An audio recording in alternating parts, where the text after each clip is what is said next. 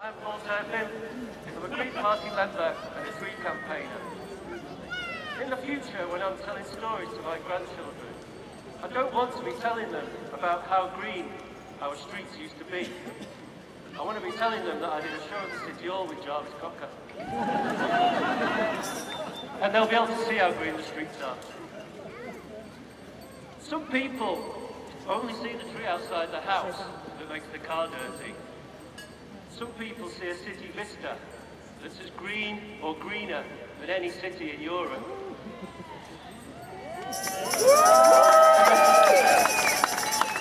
And they think, yeah, it's just a few trees. Some people don't know how many trees we've lost. Nearly 6,000. If you were to stack all of those trees up here, the pile would be as high as that cenotaph. It would be as wide as that cenotaph is tall. It would be as deep as that cenotaph is tall. Some people don't know that we could lose half of our street trees. That's 17,500. That pile would dwarf the City Hall. Some people still don't know that Amy and the council are planning on getting rid of 80% of our roadside shrubs, just so they can save money on the contract. Seems some changes to the contract are not a problem. This local Sheffield Labour Party has given our street trees to Amy. They have deferred democracy to Amy. They have handed our sovereignty to Amy. They have made a decision to cut down 17,500 trees to reduce costs and increase profits for shareholders. That decision is not going to plan. I want us to make the decisions about our city that will be best for us and our environment. I want our trees, our streets in public ownership.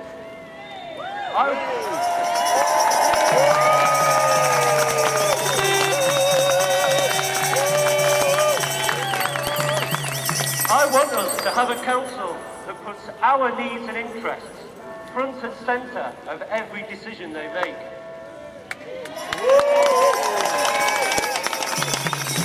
The use of security, the ludicrous, heavy-handed presence of police, unequal treatment of protesters by police is not acceptable.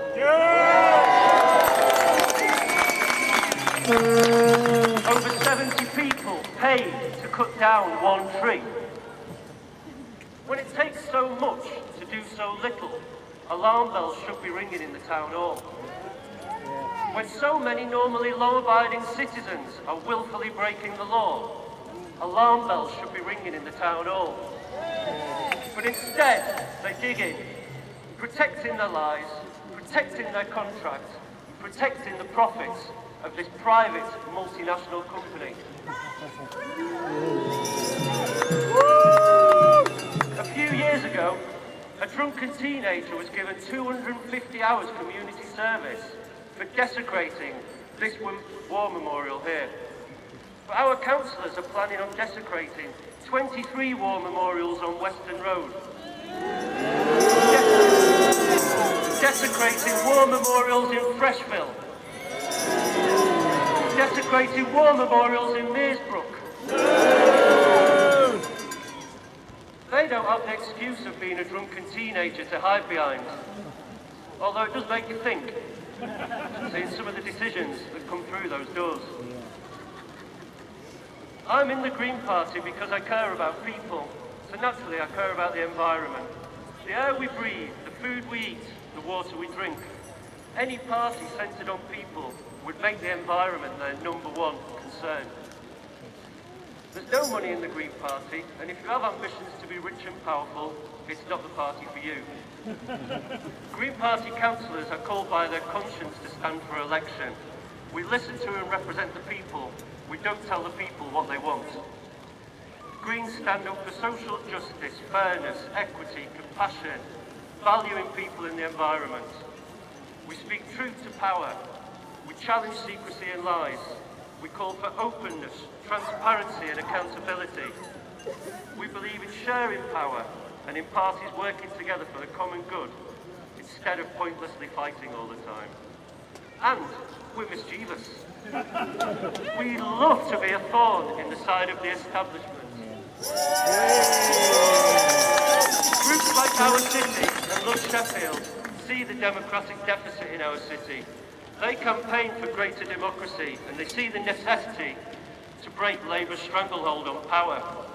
The Sheffield City Council and Amy have misled the public, and they're continuing to do so, insisting that 17,500 trees is not a target. Brian Lodge is expecting us to believe the words "shall replace" mean the same as "up to." Let me send a message to Brian.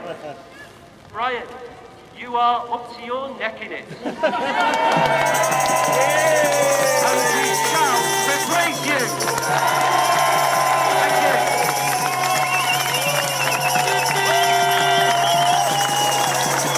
I was also asked to publicise a campaign now that's going to gather pace across Europe called Trees in Need.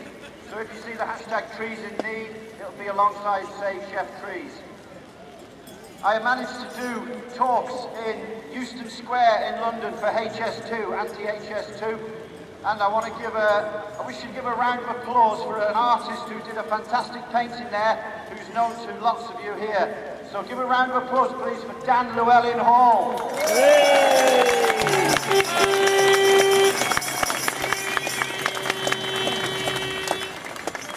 Dan has done just fantastic work in raising the profile, along with Sarah and Keith and Starts and Annette, and too many to mention. Nikki B, before I went, sent me a present. This t-shirt has been around Europe. It's been pretty sweaty at one rock band. The lead singer wore it for the whole concert. So Sheffield Trees is known around Europe, around the world. Just chatting there with Natalie Bennett about democracy. The Europeans, especially Eastern Europeans, I think some of them were in shock when I showed them films of what has gone on here with the police and what has gone on with the security company, pushing older ladies around with fences, pinning them up against walls. No arrests for that, no justice for that. They were shocked. Democracy has gone out the window in Sheffield, and the European people, it was hard for them to take it all in, to be honest. It's hard for me to take it in, it's hard for you as well. I did a talk in Riga Square in Brussels, where there's a whole park full of trees to come down for a metro station. I did a talk in Budapest, where they want to cut 2,000 trees down in one park. They've got 6,000 trees in the park. Just happens to be the number of trees nearly that's been cut down here. This is the worst case of urban tree destruction on the planet.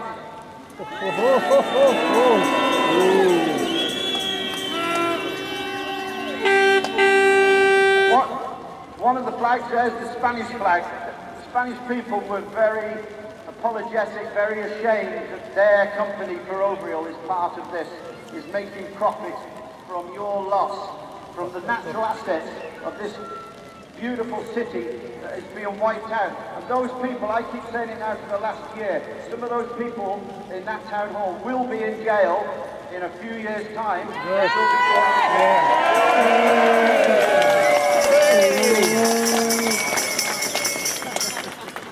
Just want to talk briefly about tree protection and the lack of it in this country, and the tree industry.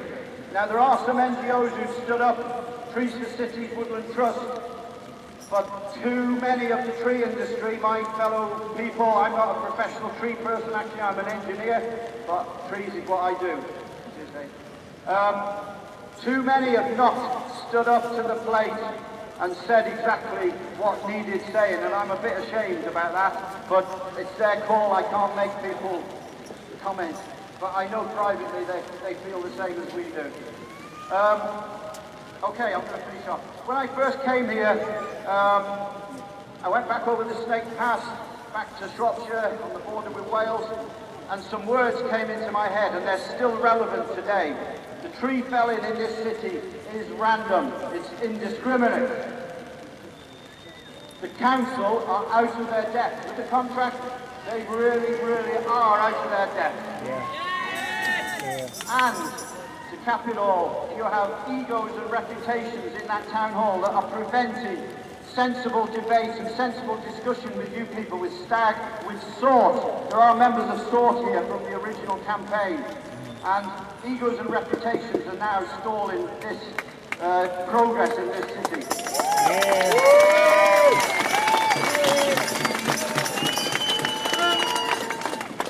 Okay, I'm going to finish off by mentioning a few more names. You've got Dan Llewellyn Hall, you've got Sean Harding from Tree Spec, Moray Simpson, Jeremy Barrow, Christopher Neelan. These are all tree professionals who've come to your, I wouldn't say rescue because it's not won yet, but you will win. I'm going to leave it on that. You will win, we will win, and we will take it.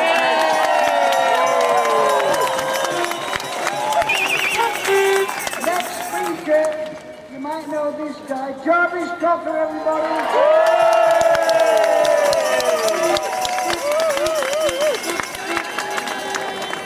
Hello. I'm not normally up at this time. I was playing a concert last night, so forgive me if my thought processes are a little bit slow.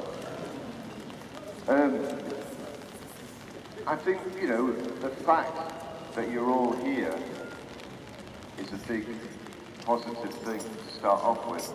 I was driving into town today, and of course as soon as you start thinking about this, you notice the trees all around you. Whereas maybe before all this started, you just walked around, you know, they're part of the furniture, so you don't appreciate it. So the fact that people are now aware of it and aware of this situation is positive. I do think it's a situation that requires communication between the two sides of it. You know what I mean?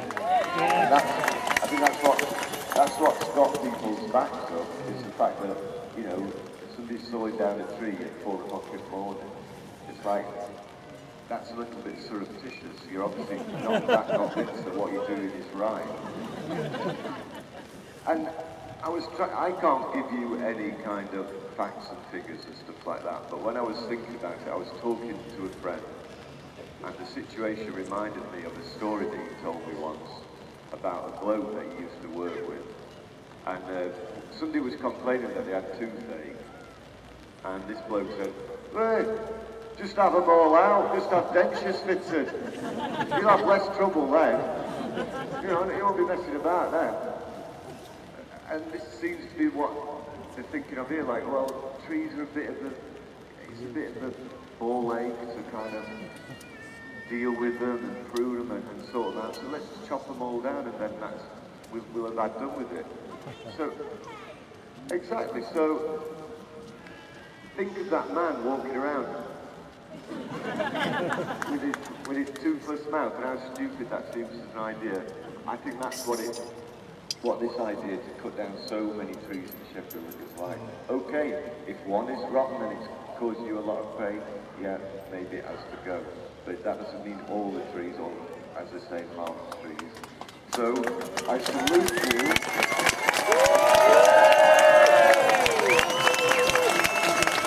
Looking out in this, I guess, nice weather for trees.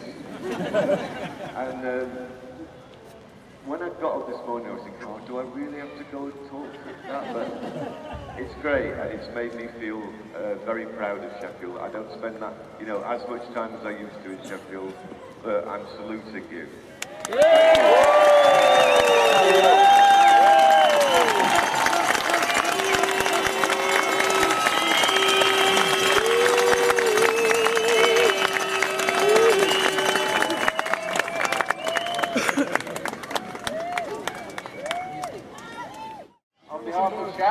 Thank you everybody for coming out today and for bringing the family and for making this a carnival atmosphere and blowing everybody away with this families coming out. It's absolutely amazing. We started Shaft about a year ago because we wanted to reach just normal people across Sheffield. We could see what was happening with the campaign and the protest, and how the council was getting dug in deeper to their bunker mentality. And we really didn't feel that this was a protest situation. We didn't feel like we were part of a minority. And thank you today for showing that we are not part of a minority.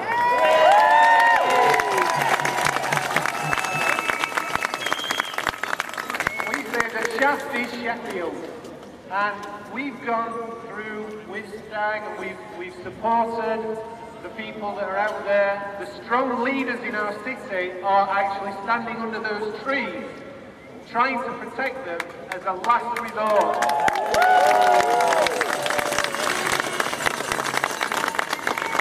Now, I'm not going to be here putting facts and statistics.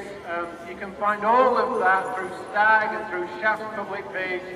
But what I will say is I found out recently that in Sheffield, only 4 out of 10 people actually place their vote in local elections. Out of those 4, 2 of them are voting Labour, because they've always voted Labour. The families voted Labour, the friends voted Labour, this is a Labour city. 1 of the 4 is voting Green. 1 of the 4 is voting Liberals. I'm in the other 6. I'm number 6. But I'm trapped, I'm a prisoner with everybody else of this lousy system. And what we want to do is we want to bring communities back together across Sheffield. This is a perfect example of a community. And communities can change the world. And we're going to take the negative, horrible situation we are now in Sheffield against this tribal organisation that occupies our council. We're going to take that injustice and we're going to connect the other 6, the rest of Sheffield, the families, the people who care about our city, who love Sheffield. We're going to bring those people together and we're going to plug them in to people like Paul Turpin, people who actually listen and care about their communities and want to be champions for their communities. We don't care who the political party is. We care about the candidate. We care about the quality of the candidate and what they will do for their residents, for their communities. And when they bring them together using social media, using Facebook, if you take note of looksheffield.net, you find on their forums where you'll find nice, good people who are just coming together to inform themselves and to do good things in our city. And that's what we want to do from this, is take this darkness, get rid of the darkness and show the world that we don't have to be a laughing stock. Sheffield doesn't have to be a laughing stock. Sheffield can lead the world in communities and doing positive things, starting with saving our trees.